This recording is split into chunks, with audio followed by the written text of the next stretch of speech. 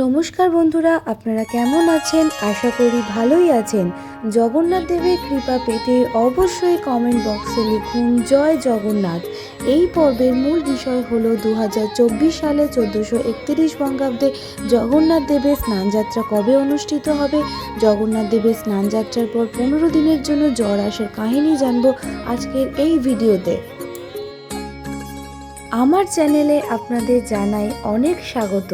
যারা আমার চ্যানেলে নতুন তারা অবশ্যই চ্যানেলটিকে সাবস্ক্রাইব করে রাখুন আরও এমন নতুন নতুন ভিডিও দেখার জন্য। আর আজকের ভিডিওটা স্কিপ না করে পুরোটা দেখুন, জানতে পারবেন অনেক অজানা কাহিনী। জ্যৈষ্ঠ মাসের পূর্ণিমা তিথিতে পালিত হয় জগন্নাথ দেবের স্নানযাত্রা। জগন্নাথের ভক্তদের কাছে এটি একটি বিশেষ মাহাত্ম্যপূর্ণ উৎসব। মনে করা হয় এই দিনটি জগন্নাথের জন্মতিথি। পুরীতে স্নানযাত্রা উপলক্ষে জগন্নাথ, বলরাম ও সুভদ্রাকে 108 কলসি জল ঢেলে স্নান করানো হয়ে থাকে।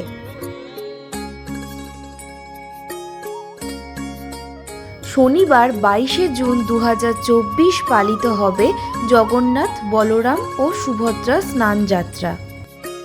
পূর্ণিমা তিথি পড়বে 21শে জুন সকাল 7:32 এবং পূর্ণিমা তিথির অবসান হবে 22শে জুন সকাল 6:22।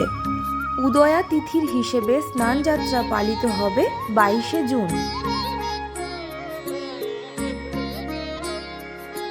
স্নানযাত্রা উপলক্ষে এই সময় অসংখ্য ভক্ত পুরীর মন্দিরে দর্শনে যান।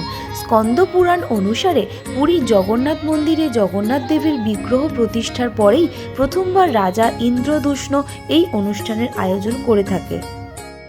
স্নানযাত্রার আগের দিন জগন্নাথ, বলভদ্র বা বলরাম ও সুভদ্রার বিগ্রহের একটি বিশাল শোভাযাত্রা মন্দিরের গর্ভগৃহ থেকে বার করে স্নান বেদিতে এনে রাখা হয়। এছাড়া তাদের সঙ্গে থাকে সুদর্শন চক্র। মদনমোহনের ভক্তেরা এই সময় জগন্নাথ দেবকে দর্শন করতে আসেন।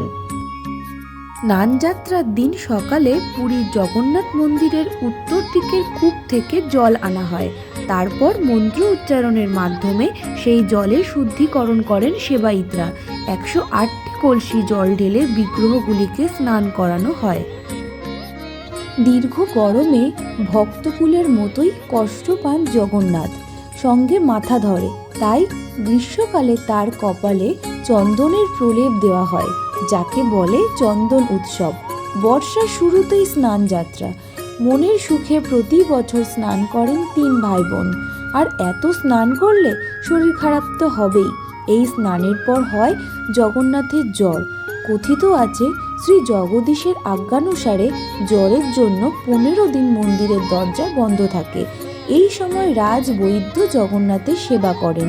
রাজবৈদ্যর আয়ুর্বেদিক পাচন খেয়েই 15 দিন পর সুস্থ হয়ে ওঠেন জগন্নাথ দেব। সুস্থ হয়ে উঠেই জগন্নাথ, বলরাম ও সুভদ্রা মাসির বাড়ি যাওয়ার তোড়জোড় করেন। রাজবেশে সুসজ্জিত হয়ে মহাসমারোহে রথে চেপে মাসির বাড়ি যান। তাই এই স্নানযাত্রার পরই হয় রথযাত্রা। জয় জগন্নাথ বলে আজকের ভিডিওটা এখানেই শেষ করলাম। ভিডিওটা যদি ভালো লেগে থাকে তাহলে অবশ্যই like, comment, share and subscribe করে আমার চ্যানেলটার পাশে থাকবেন। আর সাবস্ক্রাইব বাটনের পাশে বেল আইটেমটা প্রেস করতে কিন্তু একদম ভুলবেন না। টাটা।